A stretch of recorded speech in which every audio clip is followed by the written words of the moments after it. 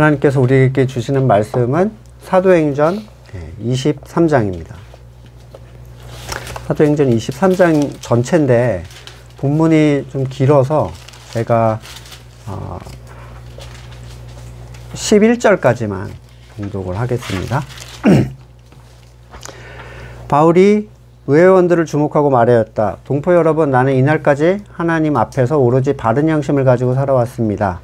이 말을 듣고 대제사장 아나니아가 곁에 서 있는 사람들에게 바울의 입을 치라고 명령하였다.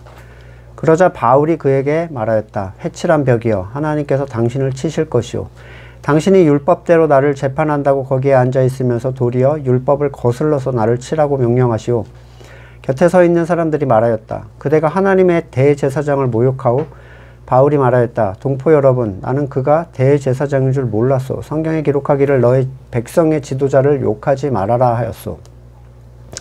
그런데 바울이 그들의 한 부분은 사두개파 사람이요 한 부분은 바리새파 사람인 것을 알고서 의회에서 큰 소리로 말하였다. 동포 여러분, 나는 바리새파 사람이요 바리새파 사람의 아들입니다. 나는 지금 죽은 사람들이 부활할 것이라는 소망 때문에 재판을 받고 있습니다. 바울이 이렇게 말하니 바리새파 사람과 사두개파 사람 사이에 다툼이 생겨서 회중이 나뉘었다. 사두개파 사람은 부활도 천사도 영도 없다 하는데 바리새파 사람은 그것을 다 인정하기 때문이다. 그래서 큰 소동이 일어났다. 바리새파 사람 편에서 율법학자 몇 사람이 일어나 바울 편을 들어서 말하였다. 우리는 이 사람에게서 조금도 잘못을 찾을 수 없습니다. 만일 영이나 천사가 그에게 말하여 주었으면 어찌하겠습니까? 싸움이 커지니 천부장은 바울이 그들에게 찢길까 염려하여 군인들어 내려가서 바울을 그들 가운데서 빼내어 병영 안으로 데려가라고 명령하였다. 그날 밤에 주님께서 바울 곁에 서서 말씀하셨다. 용기를 내어라. 네가 예루살렘에서 나의 일을 증언한 것과 같이 로마에서도 증언하여야 한다. 아멘. 성도가 신앙생활의 기준을 잡는 일은 굉장히 중요합니다. 그러니까 어떤 것을 기준으로 삼는 것이냐에 따라서 그가 어떤 신앙을 살게 되느냐가 결정이 되는데, 사람은 본보기는 될 수 있어도 기준은 될 수 없어요. 그러니까 누구나 믿음이 다르기 때문에 바울이나 모세와 같은 모습으로 우리가 하나님을 따를 수 없고, 또 그렇다고 해서 내 만족에 따라 내 기준을 따라서 사는 것도 바른 기준이 될 수가 없어요. 오늘 본문은 성경이 성도에게 제시하는 신앙의 기준이 무엇인지를 잘 보여줍니다. 이후에 24장에서도 똑같은 얘기를 하는데, 나는 내 양심이 신앙의 기준이 되고 있다라고 얘기를 또 해요. 마틴 루터의 얘기는 뭐 유명하죠. 그 교황청에서 이제 앞에다 잡아다 놓고 네가 한 신앙의 주장을 다 번복해라. 공식적으로 번복해라. 나 잘못했다라고 얘기해라. 했더니 하루의 시간을 받은 뒤에 고민한 후에 성경과 양심에 근거해서 나는 그렇게 얘기할 수 없다. 내 주장을 철회할 수 없다. 이렇게 얘기를 합니다. 바울은 의회에서 끌려 나와서 다시 이제 자기 결백함을 소명을 하는데, 지난번 예루살렘에서 백성들에게 설교한 이후에 로마로 후송될 때까지 2년 동안 소송을 당하는 거예요. 지금 계속 소송 중인 거예요. 2년 동안. 이런 2년의 시간은 바울이 소송의 괴롭힘을 당하고 자신을 변론하면서 또 고통을 당하는 시간이었는데, 소송이 길어진다는 것은 굉장한 고통이라고 얘기를 하더라고요. 법원에 불려다니면서 일상생활을 못한대요. 그래서 돈 없는 사람을 부자들이 괴롭힐 때 이제 무조건 고소를 해가지고 계속 일상을 못하게 만든다고 하더라고요. 그래서 퍼져버리게. 근데 이 바울의 소송은 단순 범죄가 아니라 사형으로 몰아가기 위한 소송인 거예요. 그러니까 무게감이 완전 다르죠. 스트레스가 아마 굉장히 했을 것 같아요. 우리나라로 치면은 사형 언도를 하는 게 보통은 잔혹범, 뭐 예를 들면 연쇄 살인 강간마, 뭐 이쯤 되면 이제 사형 선고하거든요. 또는 국가 전복을 목적으로 한 간첩 세력, 테러하고 막 이랬던 사람. 그러니까 멀쩡한 사람한테 그런 죄명을 계속 씌워서 2년 동안 소송을 벌이고 있는 거예요. 진짜 피가 마르는 상황인 거죠. 바울은 오늘 처음으로 공회원들 앞에서 자기를 소명합니다. 지난번과 차이라면 지금은 100% 기득권 사람들 앞에서 율법에 대한 지식도 있고 기득권, 이 이스라엘을 다스리는 사람들이 앞에서 소명을 하고 있는데, 공회원들을 앞에 두고 제시하는 자기의 신앙 기준은 양심이었어요. 나는 예를 들어 나는 말씀을 따라 살아왔다. 이거랑 양심을 따라 살아왔다라는 얘기를 하면 어떤 차이가 있습니까? 지금 공회원들도 말씀을 따라 살아왔다고 자부하는 사람들이에요.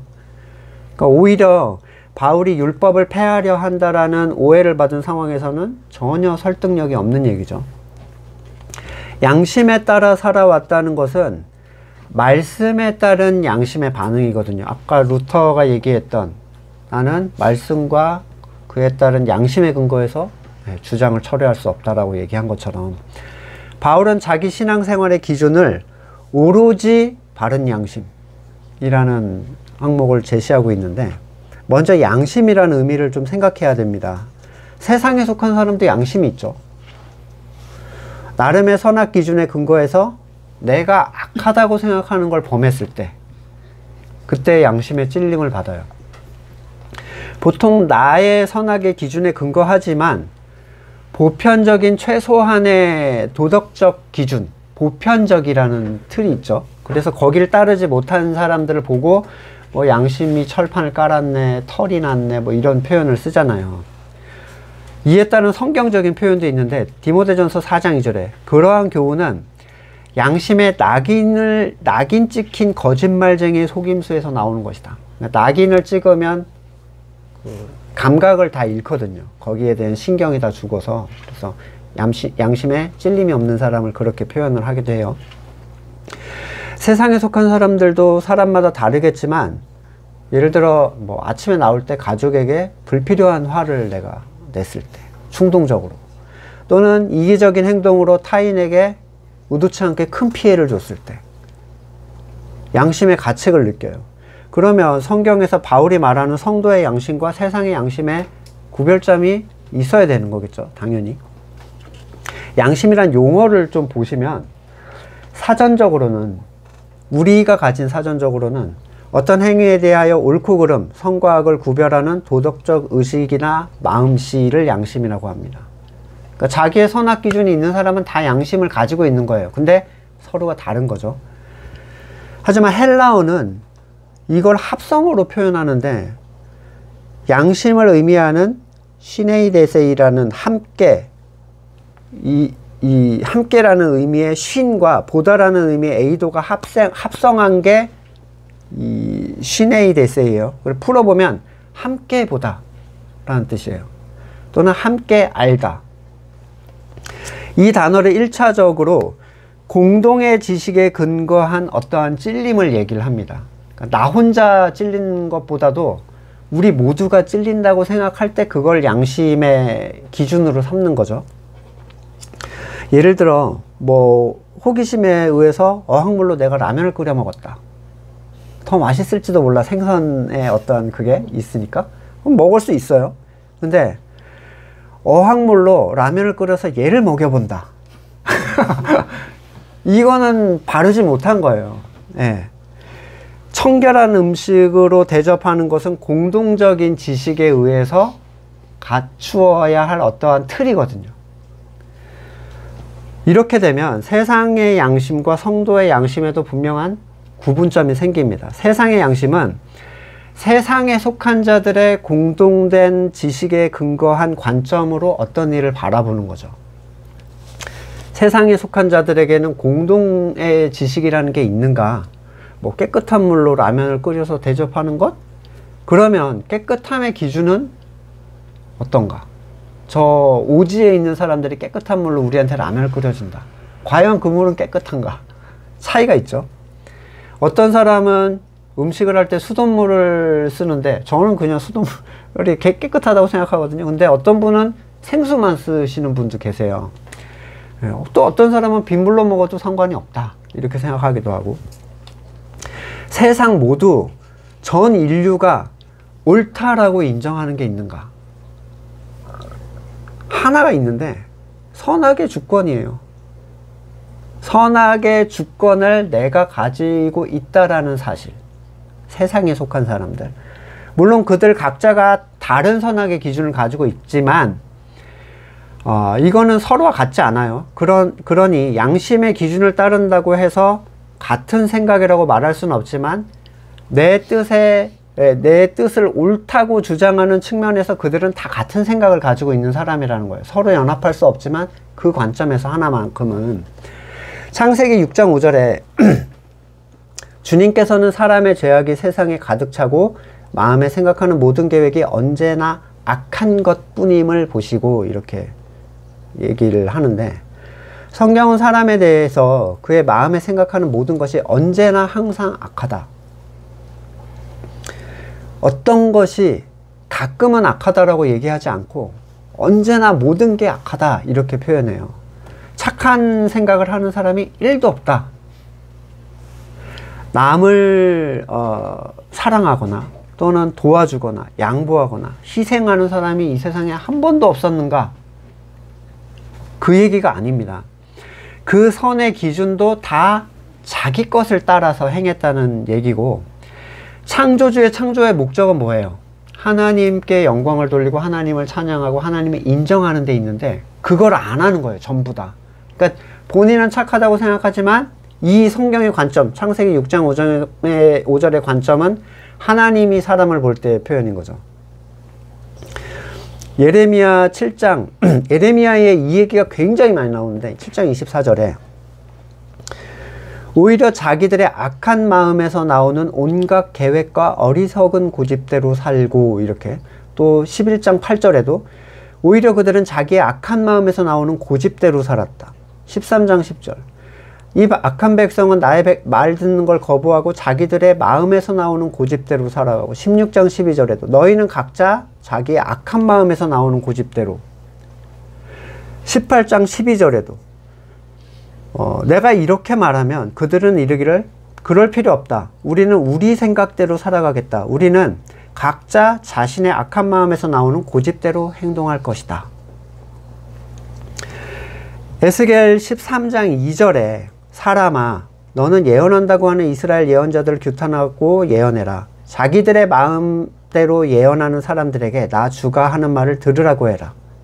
나 주가 말한다. 내가 보여준 환상을 보지도 못하고 저희들의 생각을 따라 예언하는 어리석은 예언자들에게 화가 있을 것이다. 다 무슨 특징이냐면 내 선악의 기준에 따라서 선하다고 생각하는 걸 내놓는데 하나님은 그걸 악하다고 계속 얘기하시는 거예요.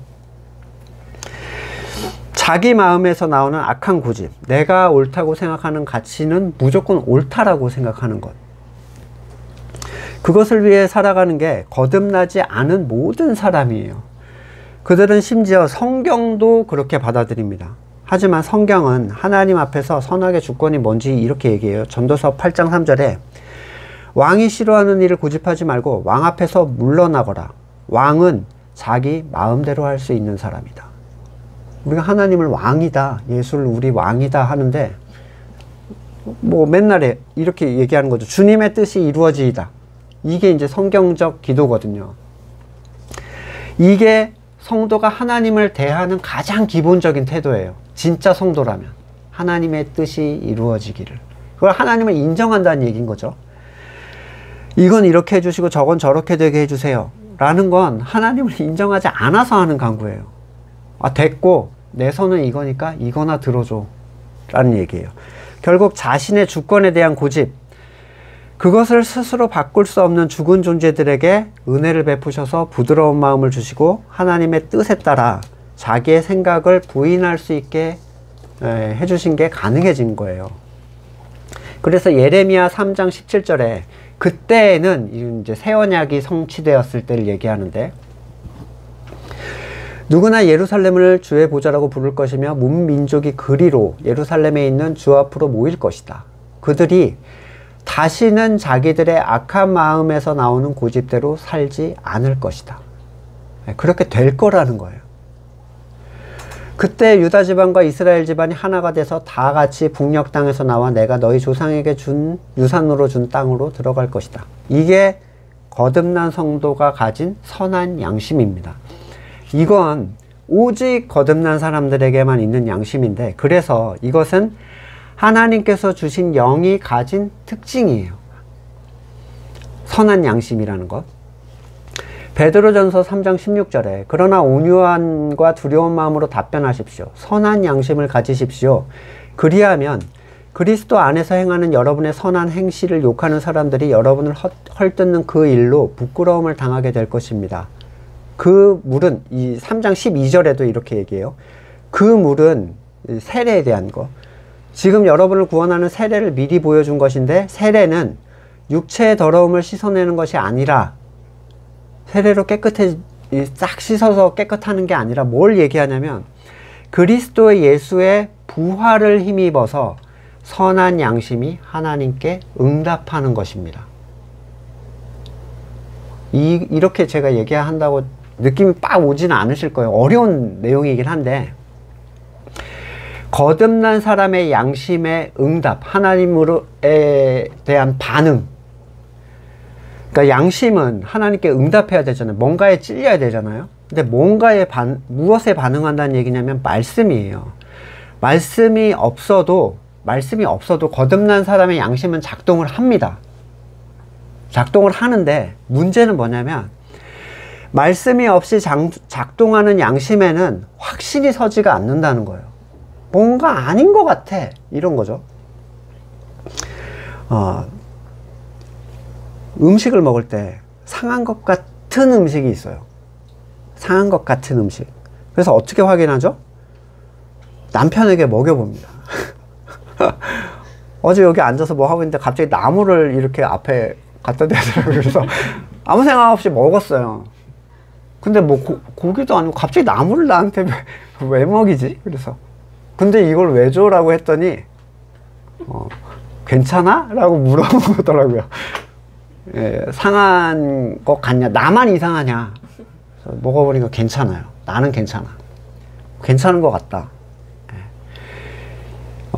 여기서 원어적인 양심의 의미가 다시 여기로 돌려볼 수 있는데, 2명 이상이 상한 것 같은데 라고 하면 이상한 거예요. 함께 보다. 양심이 뭐라고 했죠? 함께 보다. 함께 알다라는 관점이라면 성도가 속한 함께라는 건 누군가? 먼저는 그리스도죠. 머리 대신 그리스도예요. 말씀이 육신 대신 그리스도를 의미한다면 말씀이 우리에게 이상한데? 라고 반응을 줄 수 있죠. 또한 한번 먹어봐라고 할 수 있는 존재가 누구냐는 거죠. 바로 하나 된 지체, 성도. 예. 자, 한번 먹어봐. 괜찮아? 물어보는 거예요.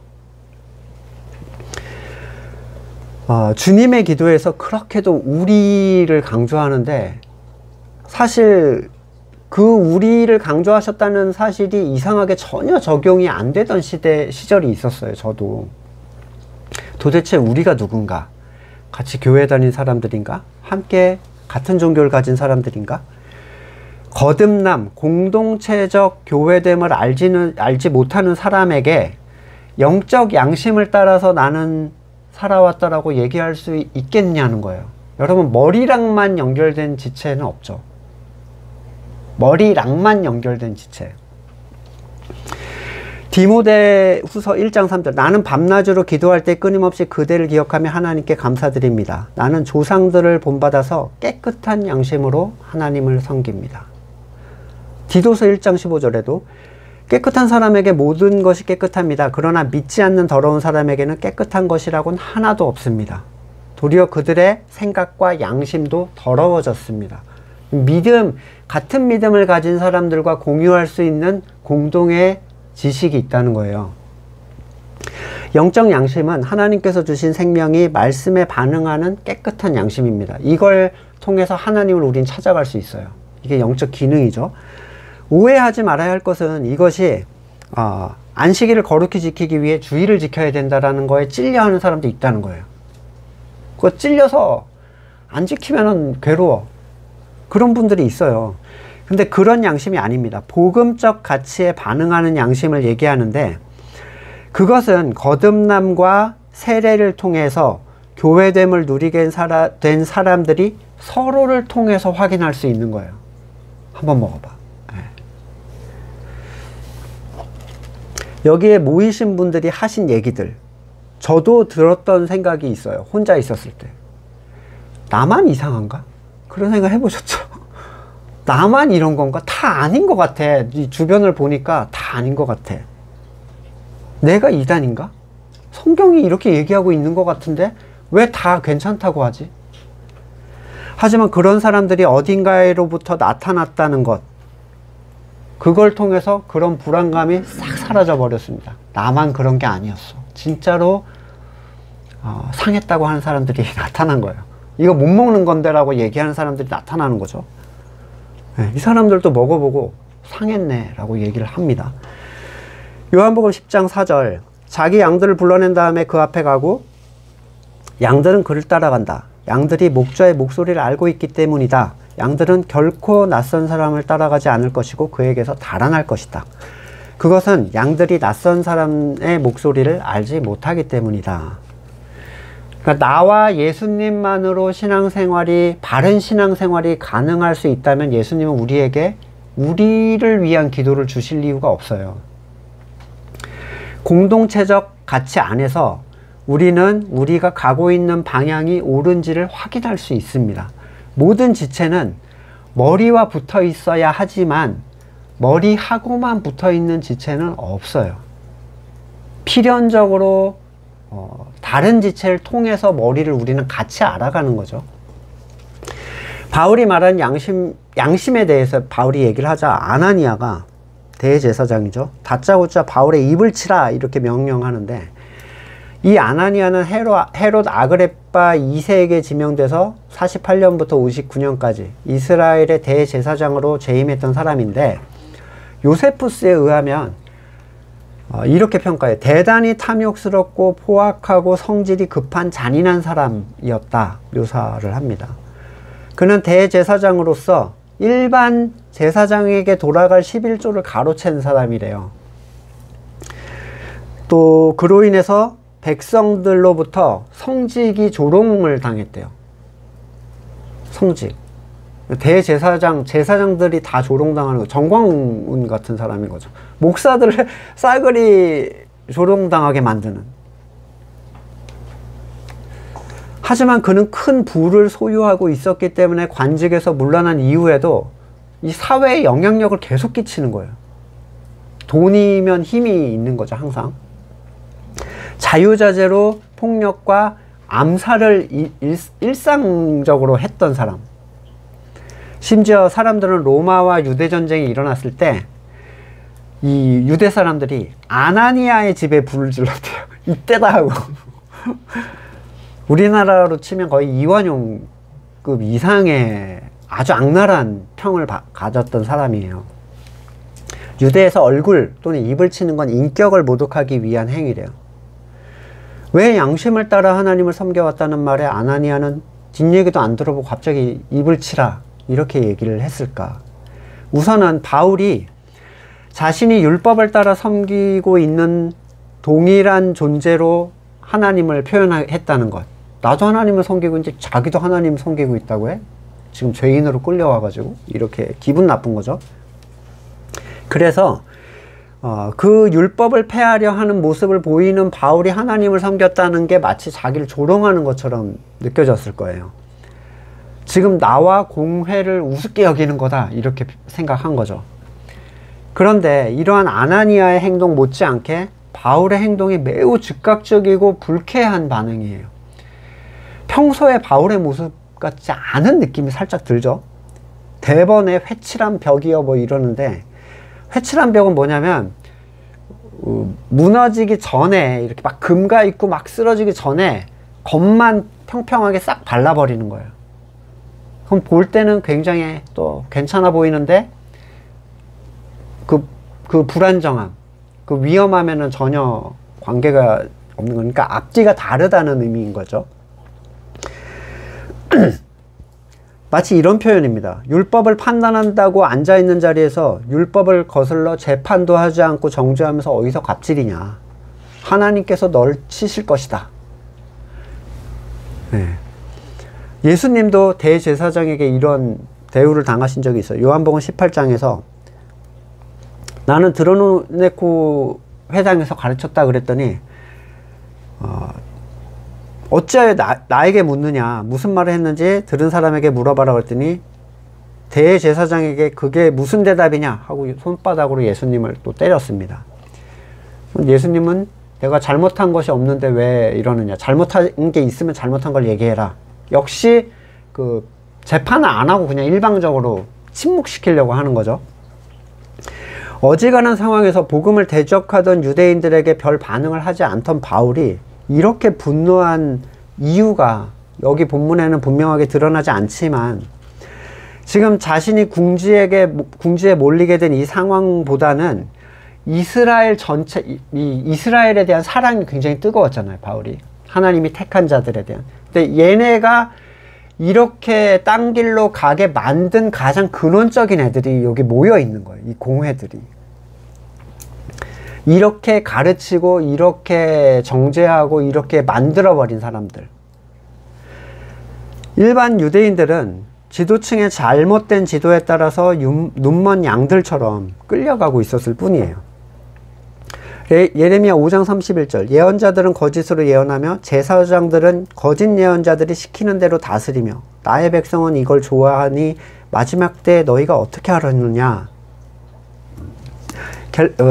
에스겔 22장 26절에도 이 땅의 제사장들은 나의 율법을 위반하고 거룩한 물건을 더럽혔고 거룩한 것과 속된 걸 구별하지 않고 부정한 것과 정한 것도 구별하도록 깨우쳐 주지도 않고 안식일에 대하여 아예 눈을 감아버렸고 나는 그들 가운데 모독을 당했다.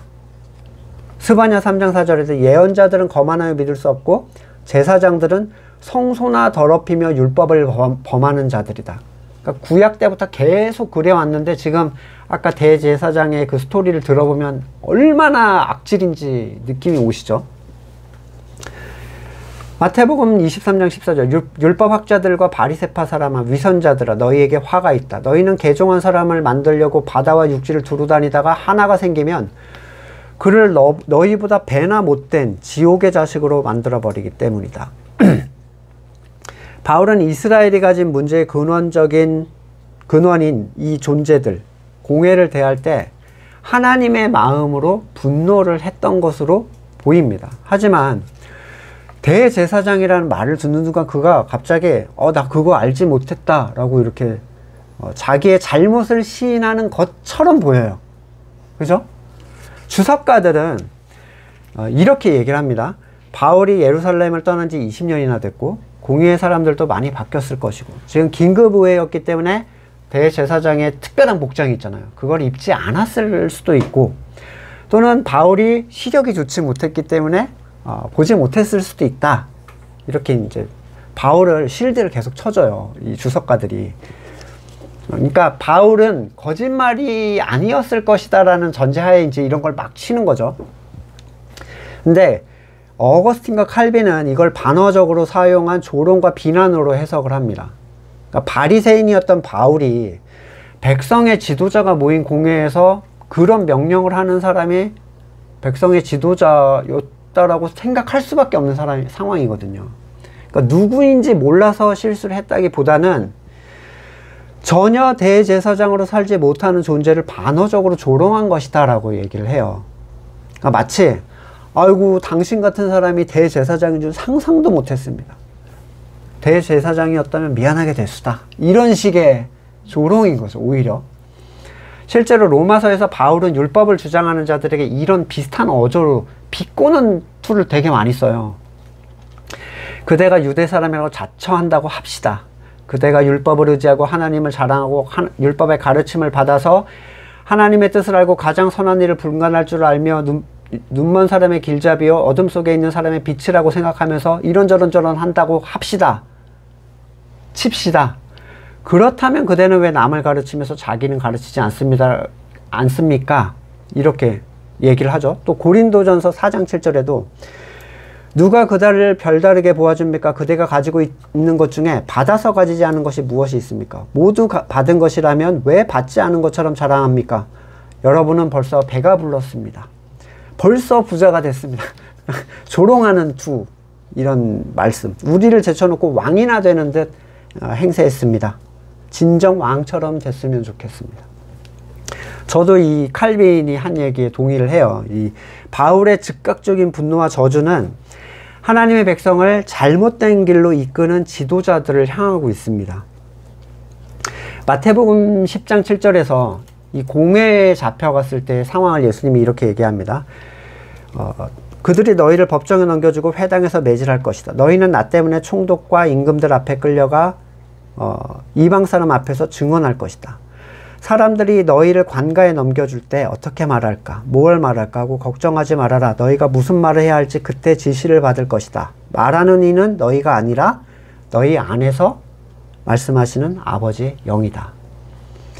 공회에서 증언을 하고 있는 바울의 말들은 개인적인 분노나 미움이라기보다는 성령을 통한 하나님의 마음이라는 것으로 이해를 해야 더 맞는 얘기예요. 성경에 너희 백성의 지도자를 욕하지 말아라 하는 부분들에 대해서 바울도 이렇게 해서 자기 입을 닫았다 막 이런 사람들이 이제 출애굽기 22장에 근거한 이 인용이거든요. 근데 이게 지금 건물교회에서 이상하게 적용이 되고 있어요. 그죠? 담임 목사님의 사적 권면에 의해서, 신앙적 권면에, 사적 권면에 의해서 절대 복종을 해야 된다거나, 또는 목회자의 잘못에 대해서 책망이나 비난 금지, 뒷수군된 금지, 이런 우리에게는 전혀 접촉점이 없습니다. 약간 그 성역처럼 만들어 놨어요. 우리는 유대인도 아니고 율법에 적용도 안 되고 심지어 거듭남의 교제마저 그 안에서 없다면 무슨 근거로 그 말에 동의를 해야 되겠습니까? 성경은 예를 들어 부정직한 대통령이라도 그 정부, 창조 질서에 의해서 그 정부의 정책을 따르는 것에 대해서는 성경이 옳다고 얘기해요. 하지만 건물교회에서 영적으로 그들을 오도하는 자들에게 복종하라는 얘기는 전혀 적용이 안 됩니다. 성경은 그런 사람들에 대해서 성도들에게 침묵하라고 얘기하지 않아요. 반면에 진짜 공동체됨, 거듭남의 소통이 있고 그리스도와의 그 소통을 통해서 공동된 지식을 가지고 하나님을 향해 나가는 사람들은 구약의 이 율법적인 영역의 권면이 영적 가치로 그대로 이어집니다. 히브리서 13장 17절, 여러분의 지도자들의 말을 고지 듣고 그들에게 복종하십시오. 이거는 진짜 공동체한테 하는 얘기예요. 그들은 여러분의 영혼을 지키는 사람들이요 이 일을 장차 하나님께 보고 드릴 사람들입니다. 그러므로 여러분은 그들이 기쁜 마음으로 이 일을 하게 하고 탄식하면서 하지 않게 해주십시오. 그들이 탄식하면서 일하는 것은 여러분에게 유익이 되지 못합니다. 영적 가치에서 구약의 율법은 적용점이 있죠. 우리가 지난번에 신명기를 봤듯이 다 신약에도 그게 가지는 의미가 있어요. 하지만 사람이 만든 기관에는 전혀 적용될 부분이 없습니다. 사람이 만든 건물의 교회에는.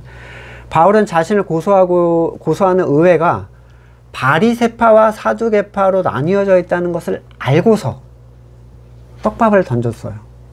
그래서 큰 소리로 이런 얘기를 합니다. 나는 지금 죽은 사람들의 부활할 것이라는 소망 때문에 재판을 받고 있습니다.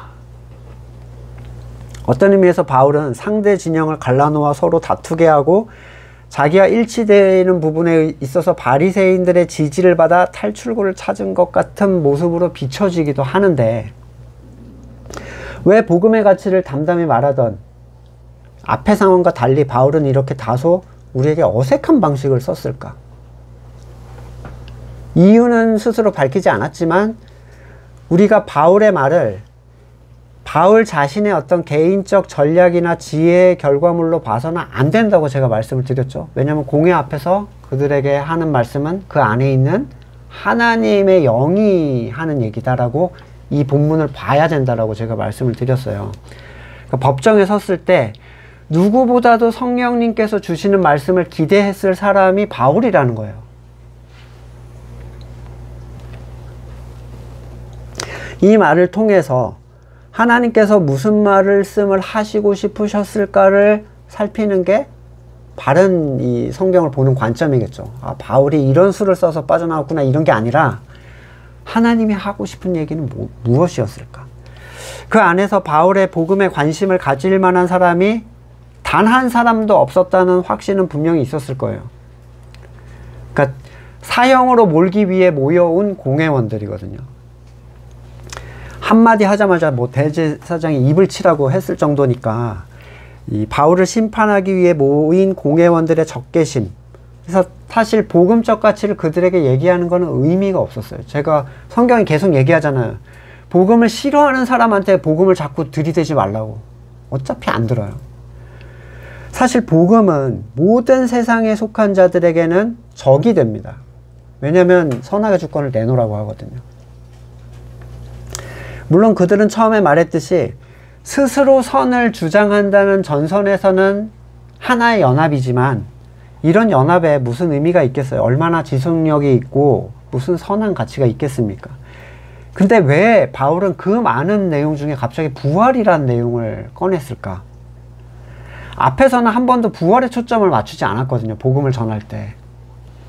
그러면 부활은 이 반복음의 연합 진영에 어떤 붕괴를 일으켰는가 우리는 보게 되는데, 먼저 부활은 기득권 제사장 그룹인 사두개를 공식적으로 충돌을 시킵니다. 바리새와 사두개는 어차피 연합할 수 없는 존재들이고 기득권을 위해서 싸우는 존재들이었어요. 더 주도권을 잡으려고. 사두개는 번영을 대놓고 추구하기 위해서, 그리고 바리새는 스스로의 의를 대놓고 추구하기 위해서 모인 사람들이에요. 벌써 서로 간에 문제가 없을 리가 없죠. 정답이 둘 다 아니기 때문에 누가 더 낫다라고 얘기할 수 없지만, 이 사두개는 하나님의 백성을 맡은 직분, 제사장의 계열이거든요. 제사장의 직분을 가지고서 그렇게 역겨운 짓을 해댔다는 것에 굉장히 혐오스러운 존재들이에요. 번영주의를 추구하게 하는 목회자들이랑 똑같은 거예요. 그러나 바리새의 부활에 대한 신앙의 초점에는 자기 의를 통한 참여, 부활에 나는 내 의를 통해서 참여할 거야 라는 전제가 자리 잡아요. 24장에서도 부활에 대한 얘기를 한번 하는데, 여기서도 이 법정에서도 예수 그리스도 얘기를 안 하고 부활에 대한 얘기만 합니다. 그러다 26장 가서 자기를 소명할 때 비로소 예수 그리스도를 통한 부활, 사실은 이거였지, 그리고 딱 꺼내는 거예요. 바리새는 알지 못해서, 그러니까 의에 대한 추구 때문에 그렇게 했다라고 그냥 인간적 측면에서라도 이해를 해줄 수 있는데, 사두개는 그냥 바알을 섬기는 존재보다 더 나쁜 애들이에요. 차라리 바알을 섬기지, 그럴 거면. 그렇죠? 하나님을 바알로 바꿔서 섬기게 만드는 존재라는 거죠. 이 사두개는 내세가 없다는 것, 영을 인정하지 않는다는 것, 철저히 현재를 위해서 살겠다는 거예요. 제사장이. 야, 이거는 할 수 있는 모든 역을 퍼부어도 부족해. 이런 존재는. 철저히 현재를 위해 살자는 그들의 태도를 분명하게 보여주고, 부활이라는 가치는 그들의 종교적 타락성을 드러내주는 가장 핵심적인 요인이 됩니다. 그러면 부활과 영에 대해서 동의하는 바리새는 바울과 같은 부활 신앙을 지녔는가? 그들과 같은 그들은 바리새였던 바울에게 같은 사상적인 동의를 해줘요. 바울이 맞아, 갑자기 이러잖아요. 근데 사실 자기들의 적수였던 사두개를 누르고자 하는 선택이었을 뿐 바울에 동의하려던 게 전혀 아닙니다. 그러니까 본의 아니게 그렇게 돼버렸어요. 그러니까 하나님이 이 상황을 그냥 사용하신 거죠. 여러분, 하나님이 사용하신 거예요. 바울이 머리 써가지고 이 진영을 흔들자 이렇게 한다라고 쓴 주석가가 엄청 많아요. 그런 게 아닙니다. 바울이 말하는 부활은 율법의 의를 통해서 부활하는 게 아니라 그리스도의 의를 통한 부활이었어요. 바리새인의 율법의 의도 역겹지만 아예 부활 신앙 자체, 영을 거부하고 이런 것은 아예 성경 속의 하나님을 대놓고 부정하는 것과 동일합니다. 구약에 천사가 얼마나 많이 나와요. 그죠? 근데 그게 없대. 그럼 다 부정하는 거예요, 사실 구약을. 율법주의와 번영주의가 복음을 대적하기 위해서 하나의 공의회로 지금 모여 있어요. 마치 예수님을 죽이기 위해 빌라도와 헤롯이 원수였지만 하나가 됐듯이, 하나님의 선악의 주권을 거부하기 위해서 세상에 속한 사람들은 그냥 연합합니다. 일단 그것 때문에. 예. 외계인이 쳐들어오면 지구인은 연합하는 거예요. 근데 이런 어설픈 연합은 복음의 한 조각에 의해서 완전히 쉽게 붕괴돼 버려요. 바울은 그들의 연합이 한순간에 무너질 허술한 것임을 잘 알고 있었어요. 번영주의와 율법주의는 복음을 대적하기 위해선 잘 연합합니다. 번영을 위해서 의를 행하고, 의를 행하게 함으로써 다시 번영을 추구해요. 사실 둘이 다르다고 하지만 사실 똑같아 또. 하지만 부활이라는 내세의 가치에서 이미 번영주의는 박살이 나요. 이거 하나만으로. 예수님은 바리새인들을 보고 돈을 좋아하는 자들이라고 알고 계셨어요. 이미. 그러니까 사두개만 그런 게 아니라 우리가 권력을 잡지 못해서 누리지 못할 뿐. 그래서 그들은 의를 추구하는 존재들처럼 자기를 꾸미고 있었지만 사두개에 의해서 가질 수 없었던 기득권을 깨끗한 내가 되찾겠다라는 이미지로 백성들에게 드러냈을 뿐이에요. 부활을 추구한다는 사람들이 지금도 있습니다. 건물교회. 나는 부활을 꿈꿔. 번영주의자들은 이 세상에서도 복을 누리고 천국도 간다 라는 식으로 자기들의 번영주의의 추구를 합리화하지만 그들의 모든 삶의 초점과 간구는 현생의 잘됨에 있고, 더 구체적으로는 현생에서 자기의 선이 성취되는 것에 초점이 맞춰져 있어요. 사실 그들은 천국에 가고 싶은 것 뿐이죠. 천국. 다른 종교에도 천국에 가고 싶어 해요, 다. 그거는 내세를 소망하는 게 아닙니다. 성경에서 말하는 그 얘기를 제가 말씀드렸죠. 율법주의자들은 자기의 의, 자기의 노력과 희생을 통해서 내세를 추구하고 있다 얘기합니다. 그러나 그들은 그리스도를 통해서 얻는 부활을 거부해요. 그 의를 거부한다는 거예요. 그들에게 그리스도의 의만 추구한다는 것은 양심도 없고 파렴치한 행동이에요. 어떻게 그것만 있고 내가 아무것도 안 해? 양심도 없이. 이렇게 생각하는 거죠. 그들은 자신들이 부활이라고 추구하는 신앙을, 부활을 추구하는 신앙이라고 생각해요. 이 율법주의자들은. 그렇지만 바울이 바리새를 생각할 때 너희가 생각하는 부활과 복음의 부활은 다르다라고 얘기하는 거예요. 만약에 복음 부활의 정체를 그들이 안다면 다시 복음을 그들은 적대시하게 됩니다. 뭐? 내 의가 아니라 그리스도의 의로 간다고? 그러면 싫어할 거야. 이렇게 얘기하는 거죠. 그리스도를 통한 부활, 이거 하나만 딱 꺼내내면 누구도 동의할 수 없어요. 누구도. 바울은 바리새였고 영과 천사와 부활의 신앙에서 같은 점을 갖고 있었기 때문에 두 그룹이 서로 다투기 시작하다가 바리새가 우위를 잡기 위해서 그 부분을 동의를 해준 거예요. 심지어 우리는 이 사람에게서 잘못을 조금도 찾을 수 없다. 이런 말도 안 되는 얘기까지 꺼내기 시작합니다. 바울을 위한 게 아니라 사두개에 대한 적개심, 우리가 우위를 이참에 밟자라는 적개심으로 나온 얘기죠. 천부장은 앞에서 말했듯이 철저히 로마인 바울을 보호하는 것에 밖에 생각이 없어요. 얘네들의 다툼에 관심이 없습니다. 그래서 병영으로 데려가요. 그리고 주님께서 바울 곁에 서서 예루살렘에서 했던 것처럼 로마에서도 증언해야 된다 라는 말씀을 하시면서 용기를 북돋아 주셨는데, 아무리 위험한 일을 겪어도 성도는 하나님의 뜻과 계획이 그에게 실현될 때까지 그의 삶은 절대로 멈추지 않아요. 반대로 사명이 끝나면 그냥 하나님이 데려가시는 거예요. 연장할 수 없어요. 예수님이 우리에게 하신 말씀 있죠. 마태복음 6장 27절. 너희 가운데 누가 걱정해서 자기 수명을 한순간인들 늘릴 수 있느냐. 운동 열심히 한다고 오래 사는 거 물론 건강하게는 살 수 있을 것 같아요. 하지만 또 그것도 아니더라고요. 뭐 해외에서 났던 어떤 총기 사고 같은 거. 누가 거기서 그런 일을 당할지 누가 알겠어요.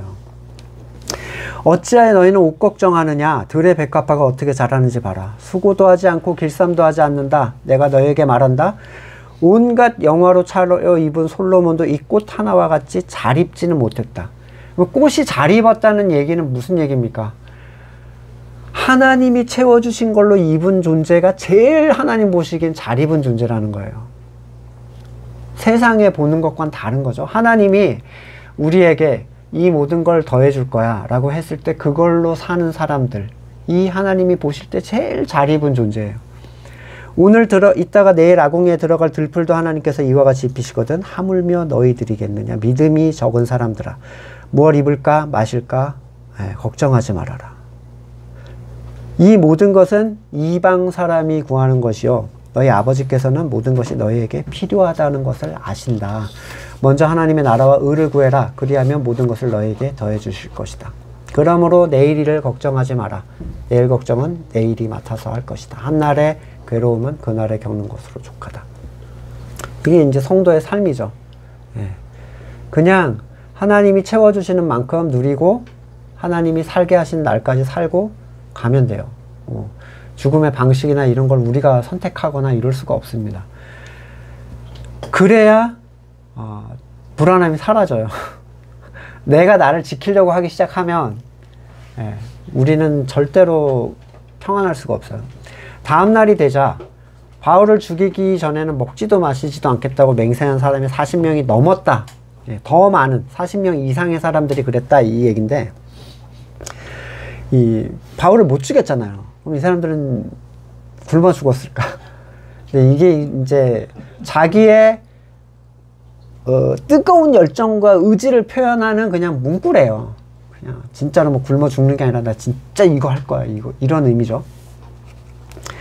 하지만 하나님은 이 음모를 바울의 누이의 아들이 듣게 하셨고, 그가 누이가 믿었는지 아닌지 몰라요. 이 아들이 믿었는지 아닌지는. 근데 결국 바울에게 전달돼서 천부장의 귀에까지 들어가게 합니다. 그리고 천부장은 지금 모든 신경이 뭐예요? 이 나면서부터 로마인을 지키는 데 있어요.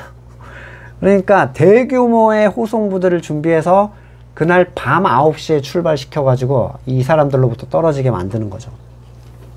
그리고 총독 벨릭스에게 이런 편지를 쓰는데 27절 보시면 자기 실수를 교묘하게 숨겨서 자신이 바울이 로마인임을 알고 구해냈다는 식으로 씁니다. 원래는 그냥 치려고 하다가 나 로마인인데 그러니까 깜짝 놀랐잖아요. 근데 그거 다 빼고 내가 이 사람이 로마인임을 알고 이렇게 했다. 그 현대 직장인의 한 면모를 보여주죠. 자기의 모든 잘못을 숨기고 자기의 공만 이렇게 드러내고 있어요. 본문은 뒤쪽은 굉장히 길지만 빠르게 바울이 신병이 어떻게 이첩되고 있는지를 이제 보여주는 거예요. 오늘 본문은 성도의 양심의 기준, 그것을 판단할 수 있는 것이 함께 보는 사람들, 교회 공동체라는 사실, 그리고 부활신앙 안에서 세상은 결코 그것에 동의하지 않는다는 것을 분명히 드러내줘요. 우리는 성경 속에서 사도의 행동이 하나님의 성령을 통한 언행이라는 것을 전제로 이 본문을 봐야 되고, 결론을 가지고 사람의 지혜로 거기다 대입하는 일은 지양해야 될 것입니다. 그리스도의 십자가만 불편한 게 아니라 그리스도의 부활도 세상은 불편해해요. 세상의 연합은 십자가의 작은 한 조각의 오합지졸처럼 다 붕괴될 것입니다. 말씀을 놓고 같이 묵상하시면서 잠깐 기도하시고 제가 기도하고 마치겠습니다. 예수 그리스도의 죽으심과 그분의 부활을 통하여 받은 세례로 선한 양심이 교회된 공동체들과의 공동적인 지식을 통해서 또한 하나님을 찾아갈 수 있게 하심을 감사드립니다. 한마음으로 깨끗한 양심을 가지고 주신 가치를 바르게 지켜낼 수 있는 우리가 되기를 소망합니다. 맡겨주신 사명을 다할 때까지 우리를 굳게 붙잡아 주시는 하나님의 손길을 신뢰합니다. 항상 평안한 마음 가운데 주신 그 사명 잘 감당할 수 있도록 은혜를 베풀어 주시옵소서. 이제는 우리 구주 예수 그리스도의 은혜와 하나님의 사랑과 성령의 교제케 하심이 한마음으로 깨끗한 양심으로 하나님을 찾아가기를 소망하는 성도들과 그의 삶 가운데 지금으로부터 영원까지 함께 하시기를 간절히 축원드립니다. 아멘.